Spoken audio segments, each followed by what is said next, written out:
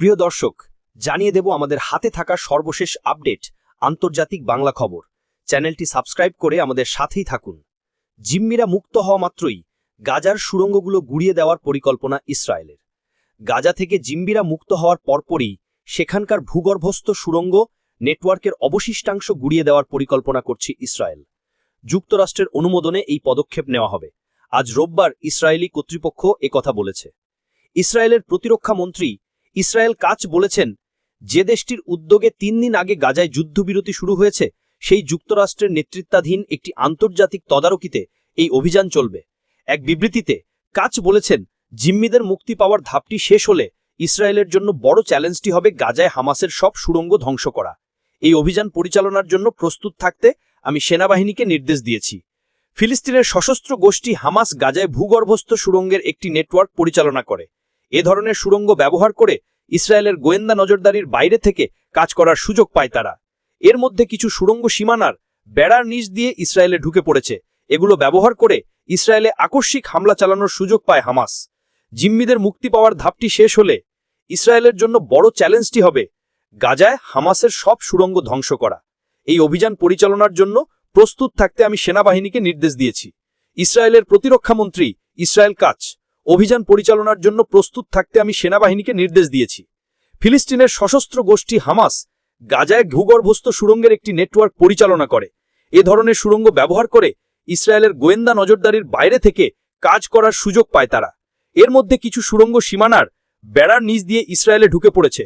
এগুলো ব্যবহার করে ইসরায়েলে আকস্মিক হামলা চালানোর সুযোগ পায় হামাস।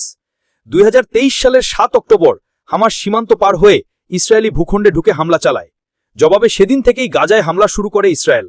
এরপর থেকে 2 বছর ধরে ইসরায়েলি হামলা চালিয়ে বেশ কিছু সুড়ঙ্গ ধ্বংস করে দিয়েছে।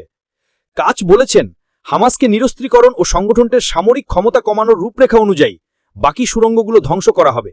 গাজায় যুক্তরাষ্ট্র সমর্থিত যুদ্ধবিরতি পরিকল্পনার পরবর্তী ধাপে এমন পদক্ষেপ নেওয়া হবে। হামাস মার্কিন প্রেসিডেন্ট ডোনাল্ড ট্রাম্প প্রস্তাবিত পরিকল্পনার প্রথম ধাপ মেনে নিয়েছে। এর আওতায় গত শুক্রবার থেকে গাজায় ইসরায়েল ও হামাসের মধ্যে যুদ্ধবিরতি চলছে। পরিকল্পনা অনুযায়ী আগামীকাল সোমবার 48টি ইসরায়েলি জিম্মিকে মুক্তি দিবে হামাস। এর মধ্যে যারা জীবিত আছেন তাদের জীবিত অবস্থায় তুলে দেওয়া হবে, আর যারা নিহত হয়েছেন তাদের লাশ হস্তান্তর করা হবে। ইসরায়েলি জিম্মিদের মুক্তির বিনিময়ে ইসরায়েল 250 কারাবন্দীকে মুক্তি দেবে। এর মধ্যে প্রাণঘাতী হামলার দায়ে দোষী সাব্যস্ত হওয়া কয়েকজন ব্যক্তিও আছেন। গাজা থেকে ইসরায়েলি সামরিক বাহিনীর হাতে আটক হওয়া 1700 জন ফিলিস্তিনিও মুক্তি পাবেন। তবে হামাস এখনও পুরোপুরি নিরস্ত্রীকরণের জন্য রাজি হয়নি। আজ রোববার জ্যেষ্ঠ কর্মকর্তা হোসাম বাদরান বলেছেন, মার্কিন পরিকল্পনার দ্বিতীয় ধাপে অনেক জটিলতা এবং সমস্যার বিষয় আছে। এবার জানিয়ে দেব পাকিস্তানের 25 সীমান্ত পোস্ট দখলের দাবি তালেবানের। শনিবার রাতভর পাকিস্তান ও আফগানিস্তানের নিরাপত্তা বাহিনীর মধ্যে ব্যাপক সংঘর্ষ হয়েছে। এ সময় পাকিস্তান সেনাবাহিনীর 25টি সীমান্ত পোস্ট দখল ও তাদের 58 জন সেনাকে হত্যার দাবি করেছে আফগানিস্তান। কাবুলে ক্ষমতাসীন তালেবান সরকারের মুখপত্র জাবিহুল্লাহ মুজাহিদ এ তথ্য জানিয়েছেন। আফগানিস্তানের তোলো নিউজের প্রতিবেদনে দাবি করা হয়েছে, সীমান্তে এখনও উত্তেজনা বিরাজ করছে। আফগান প্রতিরক্ষা মন্ত্রণালয় পাকিস্তান সীমান্তবর্তী কুনার প্রদেশের বেশ কয়েকটি এলাকায় ট্যাঙ্ক ও ভারী অস্ত্র মোতায়েন করেছে। এক লিখিত বিবৃতিতে তালেবান সরকারের মুখপত্র জাবিহুল্লাহ মুজাহিদ বলেছেন, শনিবার রাতের সংঘাতে আফগানিস্তানের সীমান্তবর্তী 25টি সীমান্ত পোস্ট থেকে পাক সেনাদের হটিয়ে দিয়েছে আফগান সেনাবাহিনী। সংঘাতের সময় আফগান সেনাদের বন্দুক ও গোলা হামলায় এসব সীমান্ত পোস্টের কমপক্ষে 58 জন সেনা নিহত হয়েছেন এবং আহত হয়েছেন আরও 30 জন। এই সময়ে আফগানিস্তানের 9 সেনা নিহত ও আরও 16 জন আহত হয়েছেন বলেও জানান তালেবান মুখপত্র। পাকিস্তান যদি ফের আফগানিস্তানের সার্বভৌমত্ব লঙ্ঘন করে তাহলে আরও কঠোর প্রতিক্রিয়া জানানো হবে বলে হুঁশিয়ারিও দিয়েছেন তিনি। পাকিস্তানের নিষিদ্ধ রাজনৈতিক গোষ্ঠী তেহরিক ই তালিবান পাকিস্তানের নেতাদের আশ্রয় প্রশ্রয় ও সহায়তা প্রদানের অভিযোগে গত বৃহস্পতিবার মধ্যরাতে আফগানিস্তানের রাজধানী কাবুলে বিমান হামলা চালায় পাকিস্তান। পাকিস্তান তেহরিক ই তালিবানের প্রধান নূর ওয়ালি মেসুদ নিহত হয়েছেন বলে গুঞ্জন শোনা যাচ্ছে। সঙ্গে কারি সাইফুল্লাহ মেসুদ সহ তার কয়েকজন সহযোগী এও প্রাণ হারিয়েছেন বলে ধারণা করা হচ্ছে। সাইফুল্লাহ মেসুদকে টিটিপির পরবর্তী প্রধান হিসাবে বিবেচনা করা হচ্ছিল। আফগানিস্তানে ক্ষমতাসীন তালেবান সরকার এই হামলায় নিহত ও আহতদের সম্পর্কে কোনো তথ্য দেয়নি।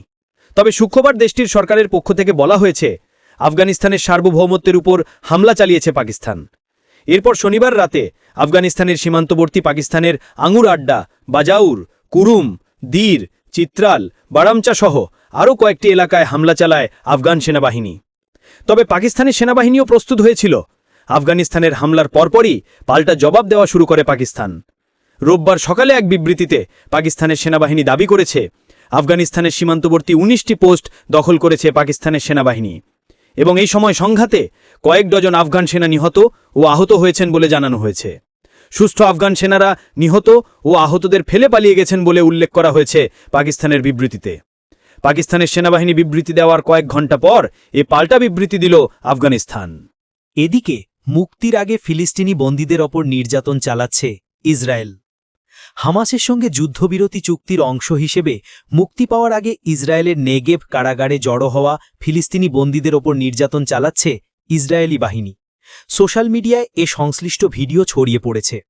রবিবার ১২ই অক্টোবর তুর্কি ভিত্তিক টিআরটি ওয়ার্ল্ড জানিয়েছে, ফিলিস্তিনি প্রিজনার্স মিডিয়া অফিসের প্রকাশিত এবং ইসরায়েলি মিডিয়ার উদ্ধৃতি দেওয়া ফুটেজে দেখা যাচ্ছে বন্দীদের হাত পেছনে বাঁধা, চোখও বাঁধা, মাথা নিচু করে লাইনে হাঁটতে বাধ্য করা হচ্ছে।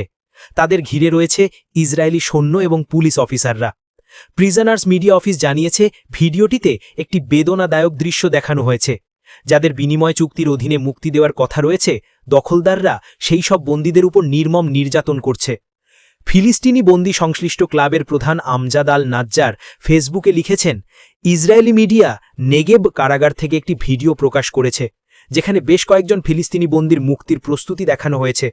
ক্লিপটির অনুবাদ থেকে বোঝা যাচ্ছে, দেখানো বন্দীরা যাবজ্জীবন কারাদণ্ডপ্রাপ্ত বন্দী। তাদের চুক্তির অংশ হিসেবে গাজায় নির্বাসনের আগে নেগেভের আশ্রয়কেন্দ্রে স্থানান্তরিত করা হচ্ছে। প্রত্যক্ষদর্শীরা আনাদলু এজেন্সিকে জানিয়েছেন, ইসরায়েলি বাহিনী অধিকৃত পশ্চিম তীরে বেশ কয়েকজন বন্দীর বাড়িতে অভিযান চালিয়েছে। পরিবারগুলোকে তাদের আত্মীয়দের মুক্তির পর প্রকাশে উদযাপন না করার জন্য সতর্ক করা হয়েছে।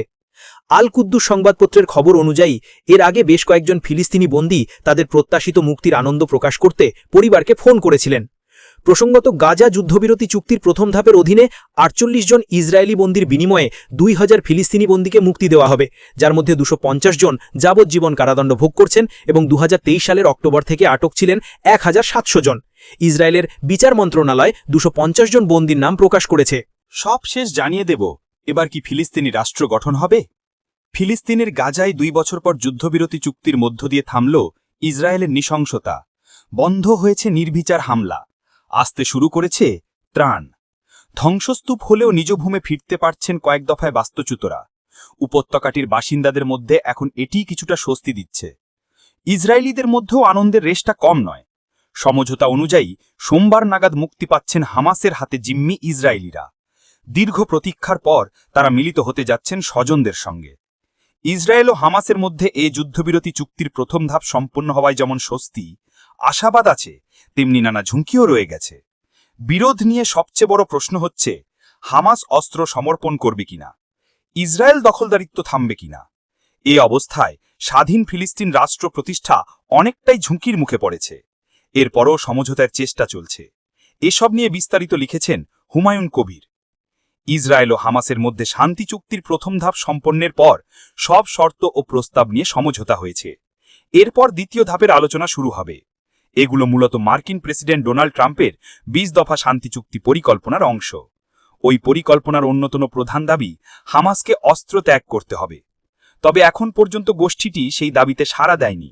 এমনকি যতক্ষণ ইসরায়েলি সেনা ফিলিস্তিনের ভূমি না ত্যাগ করবে, ততক্ষণ পর্যন্ত তারা নিরস্ত্রীকরণ নিয়ে আলোচনা করতে অস্বীকৃতি জানিয়েছে। হামাস ইসরায়েলি বাহিনী প্রত্যাহারের নিশ্চয়তা চায়। মতপার্থক্য। আরব দেশগুলোর দাবি, এ পরিকল্পনার ফলে ফিলিস্তিনি রাষ্ট্রের স্বাধীনতা নিশ্চিত হতে হবে। অন্যদিকে ইসরায়েলের প্রধানমন্ত্রী নেতানিয়াহু বলেছেন, এটি কখনোই ঘটবে না।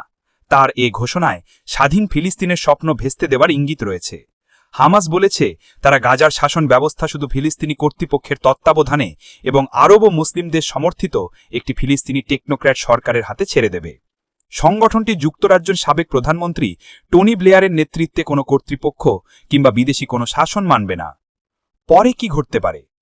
চুক্তির ফলে যুদ্ধ শেষ করার প্রত্যাশা করা হলেও যুদ্ধ বন্ধের সময় নির্ধারণ, গাজা উপত্যকার জন্য যুদ্ধোত্তর প্রশাসন এবং হামাসের ভাগ্যসহ অনেক গুরুত্বপূর্ণ বিষয় এখনও স্পষ্ট করা হয়নি। যুদ্ধ শেষ হলে গাজা কে শাসন করবে, তার কোনো স্পষ্ট ইঙ্গিত নেই। গাজার শাসন ক্ষেত্রে ট্রাম্প, নেতানিয়াহু পশ্চিম বিশ্ব এবং আরব রাষ্ট্রগুলো হামাসকে যুক্ত থাকার বিষয়টি বাতিল করে দিয়েছে। অন্যদিকে ট্রাম্পের মূল পরিকল্পনায় যে ফিলিস্তিনি কর্তৃপক্ষ গঠনের কথা বলা হয়েছে তা হামাস মেনে নেবে কিনা তাতেও সন্দেহ রয়ে গেছে। একটা সূত্র জানিয়েছে, তবে ইসরায়েলি মন্ত্রিসভায় অনুমোদনের সময় কিছু জটিলতা তৈরি হতে পারে। ফিলিস্তিনি সূত্র জানিয়েছে, রোব বা সোমবার ইসরায়েল প্রায় 2000 ফিলিস্তিনি বন্দীকে মুক্তি দেবে বলে আশা করা হচ্ছে। এক ইসরায়েলি কর্মকর্তা বলেছেন, শিগগিরই প্রতিদিন 600 ট্রাক গাজায় প্রবেশ শুরু করবে। যে লড়াই এখনও শেষ হয়নি। বিবিসি জানায়, চুক্তিটি গাজায় 2 বছর ধরে চলমান যুদ্ধের অবসান ঘটানোর কাছাকাছি নিয়ে এসেছে। তবে ইসরায়েলের হামলা এখনও বন্ধ হয়নি, তা ঘটবে কিনা তার কোনো গ্যারান্টিও নেই। অবশ্য গাজায় ফিলিস্তিনিরা এরই মধ্যে চুক্তি উদযাপন করেছে। তাদের আশা, এই চুক্তি দুর্ভোগের অবসান ঘটাবে।